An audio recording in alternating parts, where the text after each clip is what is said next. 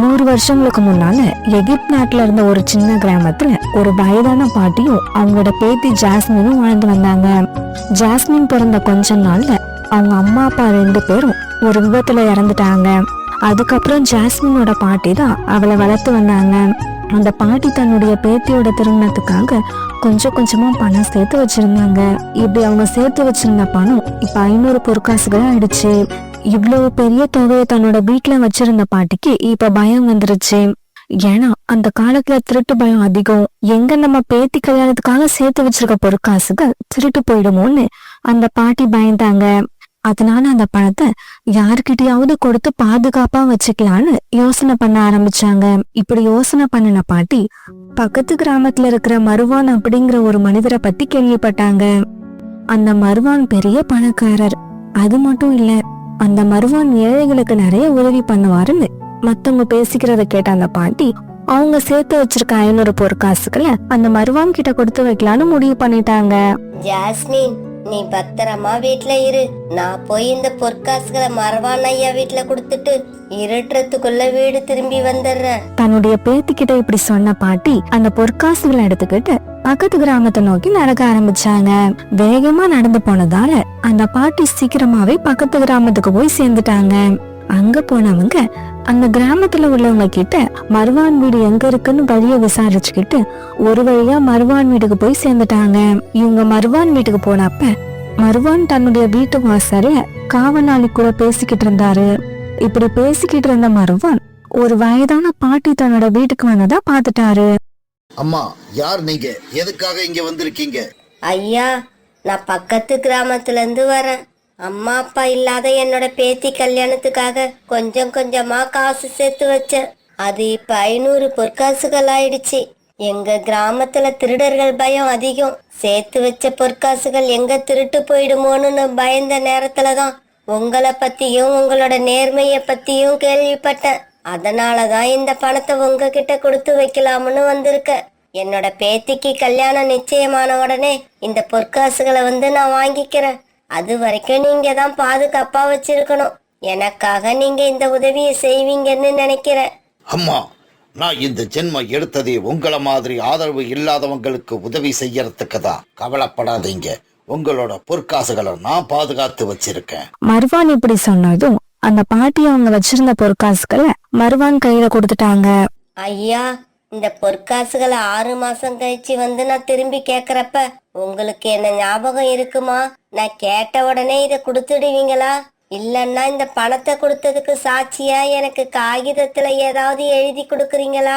அம்மா, என்ன இப்படி கேக்குறீங்க? என் மேல நம்பிக்கை இல்லாமலா இவ்வளவு தூரம் வந்தீங்க?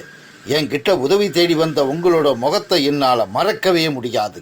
இன்னும் 10 வருஷம் கழிச்சு வந்தா கூட உங்களோட பொற்காசுகள் அப்படியே உங்ககிட்ட வரும். கவலைப்படாம போயிட்டு வாங்க. மர்வான் இப்படி சொன்னதும் அவர் பேச்சு நம்பின அந்த வயதான பாட்டி அங்கிருந்து தன்னோட கிராமத்தை நோக்கி நடந்து போக ஆரம்பிச்சாங்க. ஐயா, இந்த பாட்டிய பார்க்க பாவமா இருக்கு. இவங்க கேட்கும் போது பணத்தை திருப்பி கொடுத்துருவீங்களா? இந்த மருவானோட அகராதியில பாவ புண்ணியத்துக்கு இடமே இல்லை. என்னோட கைக்கு வந்த பொற்காசுகள் என்னை விட்டு போகவே போகாது. ஐயா, நீங்க எவ்வளவோ பேரை ஏமாத்திருக்கீங்க. அப்படி இருந்து ஊர் மக்கள் எப்படி உங்களை நல்லவர்னு நம்புறாங்க? சாம், நாம ஒரு பக்கம் எவ்வளவு பேரை வேணாலும் ஏமாத்தலாம். ஆனா இன்னும் ஒரு பக்கம் ஏழைகளுக்கு உதவி செஞ்சுக்கிட்டே இருக்கணும். இன்னும் தெளிவா சொல்லணும்னா, இந்த பாட்டி கொடுத்துட்டு போன 500 பொற்காசுகளை நான் திருப்பி கொடுக்க போறதில்ல. தான் ஏமாத்தப்பட்டது தெரிஞ்சு உடனே அவங்க என்னை பத்தி இந்த ஊர் பூரா தப்பு தப்பா சொல்லுவாங்க. ஆனா நான் என்ன தெரியுமா செய்வேன்? அந்த சமயத்துல அவங்க கொடுத்த 500 பொற்காசுகள்ல இருந்து ஒரு 5 பொற்காசுகளை எடுத்து ஒரு 50 பேருக்கு அன்னதானம் கொடுப்பேன். அவ்வளவுதான். எல்லாரும் என்ன பாராட்ட ஆரம்பிப்பாங்க. அந்த பாராட்டு மழையில இந்த பாட்டியோட குரல் வெளியிலேயே தெரியாது, அப்படியே மறைஞ்சு போயிடும். அதனால தான் இன்னைக்கு வரைக்கும் என்ன இந்த ஊர் மக்கள் எல்லாரும் நல்லவன்னு நம்பிக்கிட்டு இருக்காங்க. மருவான் கிட்ட தான் சேர்த்து வச்சிருந்த பொற்காசுகளை கொடுத்துட்டு வந்த அந்த பாட்டி இப்ப தன்னுடைய பேத்தி ஜாஸ்மினுக்கு தீவிரமா மாப்பிள்ளை பார்க்க ஆரம்பிச்சாங்க. இருந்தாலும் ஜாஸ்மினை பெண் பார்க்க வந்த மாப்பிள்ளை யாரும் பாட்டிக்கு பிடிக்கவே இல்ல. இப்படியே 6 மாசம் ஓடிடுச்சு. 6 மாசம் கழிச்சு ஜாஸ்மினை பெண் பார்க்க வந்த ஒரு மாப்பிள்ளைக்கு அவளை ரொம்பவும் பிடிச்சிருச்சு. அவங்க ஜாஸ்மினை கல்யாணம் பண்ண சம்மதம் சொல்லிட்டாங்க. பாட்டிக்கு அந்த மாப்பிள்ளை குடும்பத்து மேல ரொம்ப நம்பிக்கை வந்துருச்சு. கல்யாணத்துக்கான ஏற்பாடுகளை சீக்கிரமா செஞ்சு முடிங்க. நீங்க எப்ப சொன்னாலும் நாங்க கல்யாணத்துக்கு தயாரா இருக்கோம். இப்படி சொல்லிட்டு மாப்பிள்ளை வீட்டுக்காரங்க அங்க இருந்து கிளம்பி போயிட்டாங்க. மறுநாள் பாட்டி பக்கத்து கிராமத்துல அவங்க கொடுத்து வச்சிருந்த பொற்காசுகளை வாங்கறதுக்காக அந்த கிராமத்தை நோக்கி நடந்து போனாங்க. பாட்டி, யார் நீங்க? எதுக்காக வந்திருக்கீங்க? நான் உங்க எஜமான் மர்வான் ஐயா கிட்ட 6 மாசத்துக்கு முன்னால 500 பொற்காசுகளை கொடுத்து பாதுகாக்க சொல்லிட்டு போனேன். இப்ப அதை திரும்பி வாங்கிக்கிட்டு போகலாம்னு வந்திருக்கேன். தன்னோட வீட்டு வேலையால் யார்கிட்டயோ பேசிக்கிட்டு இருக்கிறத காதுல வாங்கின மருவான் வீட்டை விட்டு வெளியே வந்தாரு. சாம், இந்த பாட்டி யாரு? எதுக்காக இங்க வந்திருக்காங்க? ஐயா, 6 மாசத்துக்கு முன்னால என் பேத்தி கல்யாணத்துக்காக சேர்த்து வச்சிருந்த 500 பொற்காசுகளை பாதுகாப்புக்காக உங்ககிட்ட கொடுத்துட்டு போனேன். இப்ப என் பேத்திக்கு கல்யாணம் நிச்சயமாயிடுச்சு. அதனால அதை வாங்கிக்கிட்டு போகலாம்னு வந்திருக்கேன். என்கிட்டயா? பொற்காசுகளா? அதுவும் 500? பாட்டி, நீங்க விலாசம் மாறி வந்துட்டீங்கன்னு நினைக்கிறேன். பொற்காசுகளை யார்கிட்ட கொடுத்துட்டு போனோம்னு நல்லா ஞாபகப்படுத்தி பாருங்க. ஐயா, எனக்கு நல்லா ஞாபகம் இருக்கு. உங்க பேர் தானே மர்வான். நான் உங்ககிட்ட தான் என் பொற்காசுகளை கொடுத்துட்டு போனேன். அம்மா, சொல்றேனேன்னு நீங்க தப்பா நினைக்காதீங்க. நீங்கெல்லாம் வாழ்நாள் பூரா உழைச்சாலும் 50 பொற்காசுகளை கூட உங்களால பார்க்க முடியாது. அப்படி இருக்கிறப்ப உங்களால எப்படி 500 பொற்காசுகளை சேர்க்க முடியும்? ஐயா, இப்படி எல்லாம் பேசி என் மனசை நோகடிக்காதீங்க. நீங்க அந்த பொற்காசுகளை திருப்பி கொடுக்கலன்னா என்னோட பேத்தி கல்யாணம் நடக்காது. பாட்டி, ஐயா தான் உங்ககிட்ட பொற்காசுகளை வாங்கலன்னு சொல்றாருல, அப்புறம் ஏன் திரும்ப திரும்ப அதையே பேசிக்கிட்டு இருக்கீங்க? கிளம்புங்க இங்க இருந்து. சாம், அவங்க பாவம். அவங்களை இப்படி எல்லாம் சொல்லாத. தன்னோட பேத்தியோட கல்யாணத்தை நினைச்சு நினைச்சு அவங்க மூளை கலங்கி போயிருக்கு. அதனாலதான் இப்படி எல்லாம் பேசுறாங்க. நீ அவங்கள கொஞ்சம் அழைச்சிக்கிட்டு போய் வீட்டுக்கு வெளியில விட்டுட்டு வந்துரு. மருவான் இப்படி சொன்னதும் அந்த வேலையால் பாட்டியை பிடிச்சு இழுத்துக்கிட்டு வீட்டு வாசலுக்கு போனான். என்னை ஏமாத்தாதீங்க, என்னோட பொற்காசுகளை திருப்பி கொடுத்துருங்க. என்னை ஏமாத்தாதீங்க, என்னை ஏமாத்தாதீங்க. பாட்டிய கொண்டு போய் தெருவுல விட்ட அந்த வேலையால் தன்னுடைய எஜமான் கிட்ட வந்து இப்படி பேச ஆரம்பிச்சான். ஐயா, அந்த பாட்டி இந்த தெரு கடைசியில உட்காந்தா எழுதுகிட்டு இருக்கு. அதனால நமக்கு ஏதாவது பிரச்சனை வருமா? ஷாம், அப்படியெல்லாம் நமக்கு எந்த பிரச்சனையும் வந்துடக்கூடாதுன்னு தான் நான் அடிக்கடி ஏழை மக்களுக்கு அன்னதானம் பண்ணி ரொம்பவும் நல்ல பேர் எடுத்து வச்சிருக்கேன். அதனால இந்த பாட்டியோட பேச்சை நாம ஒரு பொருட்டா எடுத்துக்க தேவையே இல்லை. தெருவோரத்துல ஒரு வயதான பாட்டி உட்கார்ந்து அழுதுகிட்டு இருக்கத பார்த்த ஒரு பெண் அந்த பாட்டி கிட்ட போனாங்க. பாட்டி, நீங்க யாரு? எதுக்காக இங்க உட்கார்ந்து அழுதுகிட்டு இருக்கீங்க? அந்த பாட்டி அழுதுகிட்டே நடந்த கதை எல்லாத்தையும் அந்த பொண்ணு கிட்ட சொன்னாங்க. அந்த மர்வான் என்னை ஏமாத்திட்டான். அந்த பொற்காசுகள் எனக்கு கிடைக்கலன்னா நானும் என்னோட பேத்தியும் உயிரோட இருக்க மாட்டோம். நடந்த கதை எல்லாத்தையும் கேட்ட அந்த பொண்ணு பாட்டி மேல ரொம்பவும் பரிதாபப்பட்டா. பிறகு கொஞ்ச நேரம் யோசிச்ச அந்த பொண்ணு பாட்டி கிட்ட இப்படி பேச ஆரம்பிச்சா. பாட்டி, நீங்க நாளைக்கு காலையில 10 மணிக்கு அந்த மர்வான் வீட்டுக்கு வாங்க. நீங்க அவர்கிட்ட கொடுத்த பொற்காசுகளை நான் உங்களுக்கு வாங்கி கொடுக்கறேன். இல்லம்மா, அவன் கொடுக்க மாட்டான். அவன் என்னை ஏமாத்த நினைக்கிறான். இந்த ஊருக்குள்ள அவனுக்கு நல்ல பேர் இருக்கிறதால எல்லாரையும் ஏமாத்துறான். ஒன்னால அவங்கிட்ட இருந்து அந்த பொற்காசுகளை வாங்க முடியாது. நானும் என்னோட பேத்தியும் தற்கொலை பண்ணிக்கிறது தவிர வேற வழியே இல்ல. இங்க பாருங்க பாட்டி, எங்க கிட்டயும் நிறைய செல்வம் இருக்கு. ஒருவேளை அந்த மர்வான் கிட்ட இருந்து உங்களுக்கு அந்த பொற்காசுகளை வாங்கி கொடுக்க முடியலன்னா உங்களுக்கு நானே 500 பொற்காசுகளை கொடுக்கறேன். நீங்க நம்பிக்கையோட வீட்டுக்கு போங்க. நாளைக்கு காலையில தைரியமா திரும்பி வாங்க. அந்த பொண்ணு இவ்வளவு தைரியம் சொன்னதுக்கு அப்புறம் தான் அந்த பாட்டி தன்னுடைய அழுகையை நிறுத்திட்டு தன்னுடைய வீட்டுக்கு நடந்து போனாங்க. பிறகு அந்த பொண்ணு மருவான் வீட்டுக்கு போய் மருவான் கிட்ட இப்படி பேச ஆரம்பிச்சா. ஐயா, என்னோட பேரு லாரிசா. என்னோட கணவர் பேரு ஹக்கீம். ஹக்கீமா? ஹக்கீம் ஒரு பெரிய வைர வியாபாரி ஆச்சே. ஹக்கீமோட மனைவியா நீங்க? ஆமா, நீங்க கேள்விப்பட்ட ஹக்கீமோட மனைவி நாதான். உங்களோட கணவரை பத்தி நான் நிறைய கேள்விப்பட்டிருக்கேன். அவர் இந்த பகுதியிலேயே மிகப்பெரிய வைர வியாபாரி.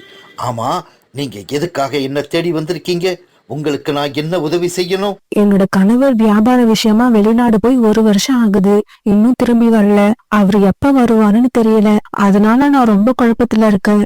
சகோதரி, உன்னுடைய குழப்பத்திற்கு என்ன காரணம்னு சொல்லு. அப்பதான் அந்த குழப்பத்தை தீர்க்க நான் உனக்கு ஏதாவது உதவி பண்ண முடியும். 2-3 நாளா எங்க வீட்டு பக்கம் கள்ளர்களோட நடமாட்டம் அதிகமா இருக்கு. என் கணவர் கஷ்டப்பட்டு சேர்த்து வச்சிருக்க பொருள் எல்லாம் திருடு போயிடுமோன்னு எனக்கு பயமா இருக்கு. அதனால என்னோட கணவர் வெளிநாட்டுல இருந்து திரும்பி வர வரைக்கும் என்கிட்ட இருக்கிற விலை மதிப்பற்ற பொக்கிஷங்களை உங்ககிட்ட கொடுத்து பாதுகாக்கலாம்னு முடிவு பண்ணி வந்திருக்கேன். உங்களோட சகோதரிக்காக நீங்க இந்த உதவியை செய்வீங்கன்னு நான் நம்புறேன். லாரிசா இப்படி சொன்ன உடனே மர்வானோட மனசுல பேராசை தலை தூக்க ஆரம்பிச்சிருச்சு. ஆஹா, இப்படி ஒரு வாய்ப்பு எனக்கு கிடைக்கும்னு நான் நினைக்கவே இல்லை. ஹக்கீமோட எல்லா சொத்துக்களும் எனக்கு கிடைச்சிருச்சுன்னா என்னை விட பெரிய பணக்காரன் இந்த நாட்டுல யாருமே இருக்க முடியாது. வைர வியாபாரி ஹக்கீமோட எல்லா சொத்துக்களையும் அபகரிக்க நினைச்ச மர்வான் லாரிசா கிட்ட இப்படி தந்திரமா பேச ஆரம்பிச்சான். சகோதரி, உன்னோட நிலைமைய பார்க்கும்போது என் நெஞ்சு பதறுது. கவலைப்படாத, இப்பவே போய் உங்க வீட்டுல இருக்கிற பொற்காசுகள், நகைகள், வைரங்கள் எல்லாத்தையும் எடுத்துக்கிட்டு வா. அதையெல்லாம் பாதுகாத்து உன்னுடைய கணவர் வந்த உடனே உங்ககிட்ட ஒப்படைக்க வேண்டியது இந்த அண்ணனோட பொறுப்பு. ஐயா, இப்ப சாயங்காலம் ஆயிடுச்சு. இந்த நேரத்துல நான் அதையெல்லாம் இங்க எடுத்துட்டு வர விரும்பல. நாளைக்கு காலையில 10 மணிக்கு நான் கண்டிப்பா இங்க வருவேன். இப்படி சொல்லிட்டு லாரிசா மர்வான் வீட்டுல இருந்து தன்னோட வீட்டை நோக்கி நடக்க ஆரம்பிச்சான். அப்பா, நான் சொன்னதெல்லாம் உனக்கு ஞாபகம் இருக்கா? அம்மா, நீங்க சொன்னது எனக்கு நல்லா ஞாபகம் இருக்கு. நான் எங்கேயாவது மறைஞ்சிருந்து மர்வான் வீட்டுல என்ன நடக்குதுன்னு பாத்துக்கிட்டே இருப்பேன். நீங்க சொன்னபடியே நடந்துப்பேன். பிறகு லாரிசா அவ சொன்ன மாதிரியே அவங்க வீட்டுல இருந்த பொற்காசுகளையும் தங்க வைர நகைகளையும் மூட்டையா கட்டி அந்த மூட்டைகளை 4 குதிரை மேல ஏத்துக்கிட்டு மர்வான் வீட்டை நோக்கி போக ஆரம்பிச்சா. மூட்டை மூட்டையா பொற்காசுகளும் நகைகளும் தன்னுடைய வீட்டுக்கு வந்ததை பார்த்த மர்வான் ரொம்ப சந்தோஷப்பட்டாரு. ஐயா, உங்ககிட்ட சொன்ன மாதிரியே விலை மதிப்பற்ற பொருட்களை எல்லாத்தையும் நான் எடுத்துட்டு வந்துட்டேன். இதையெல்லாம் உங்ககிட்ட கொடுத்துட்டு போனாதான் நான் எந்த பயமும் இல்லாம வீட்டுல நிம்மதியா இருக்க முடியும். தன்னுடைய வேலையாட்களை பார்த்து இப்படி திட்ட ஆரம்பிச்சாரு. ஷாம், என்ன பண்ணிக்கிட்டு இருக்கீங்க? ஏன் நின்னு வேடிக்கை பாக்குறீங்க? சீக்கிரமா போய் அந்த குதிரை மேல உள்ள மூட்டைகளை எடுத்துக்கிட்டு போய் நம்ம கஜானாவுல வைங்க. ஐயா, எனக்கு ஒரு சந்தேகம் வந்திருக்கு. அந்த சந்தேகத்தை நீங்க தீர்த்து வச்சுட்டு அதுக்கப்புறமா இந்த மூட்டைகளை நீங்க எடுத்துக்கலாம். சொல்லுங்க சகோதரி, உங்களோட சந்தேகம் என்னன்னு சொல்லுங்க. ஐயா, செல்வத்தை பார்த்தா மனிதர்களோட மனசு தடுமாறும்னு கேள்விப்பட்டிருக்கேன். அந்த மாதிரி என்னுடைய செல்வத்தை பார்த்துட்டு உங்களோட மனசு தடுமாறாதுன்றதுக்கு என்ன நிச்சயம்? லாரிசா இப்படி கேட்ட உடனே மர்வானுக்கு பயம் வந்துருச்சு. நாம இப்ப எதையாவது சொல்லி லாரிசாவோட மனசுல நம்பிக்கையை உண்டு பண்ணணும். இல்லன்னா இந்த விலை மதிப்பற்ற சொத்து நமக்கு கிடைக்காம போயிடும். சகோதரி, நீ இந்த உலகத்துல எங்க தேடினாலும் என்ன மாதிரி ஒரு நல்லவனையோ நேர்மையானவனையோ நீ பார்க்கவே முடியாது. மர்வான் இப்படி சொல்லிட்டு இருக்கும் போது அந்த வயதான பாட்டி லாரிசா சொன்ன மாதிரியே மர்வானோட வீட்டுக்குள்ள வந்தாங்க. ஐயா, நமக்கு நேரம் சரியில்லைன்னு நினைக்கிறேன். இந்த நேரம் பார்த்து இந்த கிழவி வேற வருது. நாம அந்த கிழவியை ஏமாத்தின விஷயம் இந்த பொண்ணுக்கு தெரிஞ்சிருச்சுன்னா எடுத்துக்கிட்டு வந்த பொற்காசுகளையும் நகைகளையும் திருப்பி எடுத்துக்கிட்டு போயிடும். இப்ப என்ன பண்ண போறீங்க? முட்டாள், இந்த கிழவி இப்ப இங்க வர்றதுதான்டா நமக்கு நல்ல நேரம். அந்த கிழவிக்கு கொடுக்க வேண்டிய 500 பொற்காசுகளை இப்ப நான் கொடுத்தா இந்த வைர வியாபாரியோட மனைவிக்கு நம்ம மேல நம்பிக்கை வரும். அப்படி நம்பிக்கை வந்துடுச்சுன்னா இந்த லாரிசா எடுத்துக்கிட்டு வந்திருக்க பொற்காசுகளும் தங்க நகைகளும் நமக்கு சொந்தமாயிடும். இல்ல எனக்கு சொந்தமாயிடும். ஐயா, நான் கேட்ட கேள்விக்கு பதில் சொல்லாம நீங்க 2 பேரும் ரகசியமா என்ன பேசிக்கிட்டு இருக்கீங்க? சகோதரி, நாங்க ரகசியமா எதுவும் பேசல. இதோ இப்ப வந்திருக்க இந்த வயதான தாயார் 6 மாசத்துக்கு முன்னாடி என்கிட்ட வந்து 500 பொற்காசுகளை கொடுத்து அதை பத்திரமா வச்சிருக்க சொல்லிட்டு போனாங்க. ஆனா இவங்க நேத்து வந்து கேட்டப்ப எனக்கு சரியா அடையாளம் தெரியாததால அதை கொடுக்க மறுத்து விட்டேன். அதுக்கு காரணம் என்ன தெரியுமா? என்கிட்ட வந்து சேர்ந்த பொற்காசுகள் தவறான ஒரு நபர்கிட்ட போயிடக்கூடாதுங்கிற நல்ல எண்ணம் மட்டும்தான்.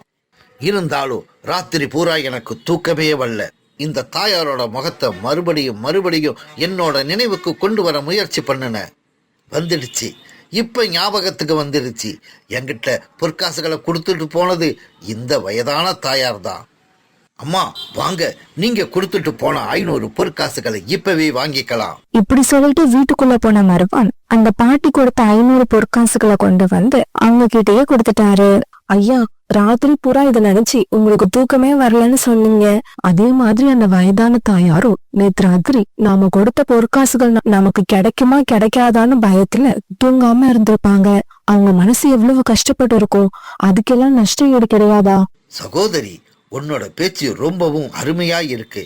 உண்மைதான், இந்த வயதான தாயாரோட மனசு நேத்து ராத்திரி ரொம்பவும் கஷ்டப்பட்டு இருக்கும். அதுக்கு தண்டனையா நான் இன்னும் ஒரு 500 பொற்காசுகளை அவங்களுக்கு கொடுக்கறதா முடிவு பண்ணிட்டேன். இப்படி சொன்ன மர்வான் பிறகு மறுபடியும் வீட்டுக்குள்ள போய் இன்னொரு 500 பொற்காசுகளை கொண்டு வந்து அந்த பாட்டி கையில கொடுத்தாரு. இதையெல்லாம் பார்த்த லாரிசா பிறகு இப்படி பேச ஆரம்பிச்சா. ஐயா, நீங்க எவ்வளவு நேர்மையானவர்னு எனக்கு இப்ப தெரிஞ்சிருச்சு. நீங்க செஞ்ச ஒரு சிறிய தவறுக்காக 500 பொற்காசுகளை அள்ளி கொடுத்திருக்கீங்க. உங்களை மாதிரி நேர்மையான ஒருத்தர்கிட்ட என்னோட பொற்காசுகளும் நகைகளும் இருக்கிறது தான் சரி. நீங்க உங்களோட வேலையாட்களை அனுப்பி அந்த குதிரை மேல இருக்கிற எல்லா மூட்டைகளையும் எடுத்துட்டு வர நான் அனுமதிக்கிறேன். லாரிசா இப்படி சொன்ன உடனே மருவானுக்கு வந்த சந்தோஷத்துக்கு அளவே இல்ல. முட்டாள்களே, என்ன பார்த்துக்கிட்டு நிக்கிறீங்க? சீக்கிரமா போங்க. அந்த குதிரை மேல இருக்கிற மூட்டைகளை பத்திரமா பார்த்து தூக்கிக்கிட்டு வந்து நம்ம கஜானாக்குள்ள கொண்டு போங்க. மருவான் இப்படி சொன்னதும் அவருடைய வேலையாட்கள் அந்த குதிரைகளை நோக்கி நடக்க ஆரம்பிச்சாங்க. இப்படி நடந்து போன வேலையாட்கள் குதிரை பக்கத்துல போனதை பாத்துக்கிட்டு இருந்த லாரிசாவோட பையன் அப்பாஸ் உடனே அம்மா கிட்ட ஓடி வந்தான். இப்படி வந்த அப்பாஸ் தன்னுடைய அம்மா சொல்லி கொடுத்தத அப்படியே சொன்னான். அம்மா அம்மா, அப்பா வந்துட்டாங்க. அப்பா நமக்காக வெளிநாட்டுல இருந்து நிறைய பொருட்களை வாங்கிக்கிட்டு வந்திருக்காங்க. சீக்கிரம் வீட்டுக்கு வாங்க. தன்னோட பையன் அப்பாஸ் இப்படி வந்து சொன்னதும் அதை கேட்ட லாரிசா பிறகு மருவானை பார்த்து இப்படி பேச ஆரம்பிச்சா. ஐயா, நேர்மையான மருவான் அவர்களே, என்னுடைய கணவர் வெளிநாட்டுல இருந்து திரும்பி வந்துட்டாருன்னு என் பையன் வந்து சொல்றதை கேட்கும்போது எனக்கு ரொம்ப சந்தோஷமா இருக்கு. அப்புறம் என்னுடைய பொற்காசுகளையும் தங்க நகைகளும் பாதுகாக்கிறதுக்கு எனக்கு யாருடைய உதவியும் தேவையில்லை. அதனால நான் எடுத்துட்டு வந்த பொருட்களை மறுபடியும் என்னோட வீட்டுக்கு எடுத்துட்டு போறேன்.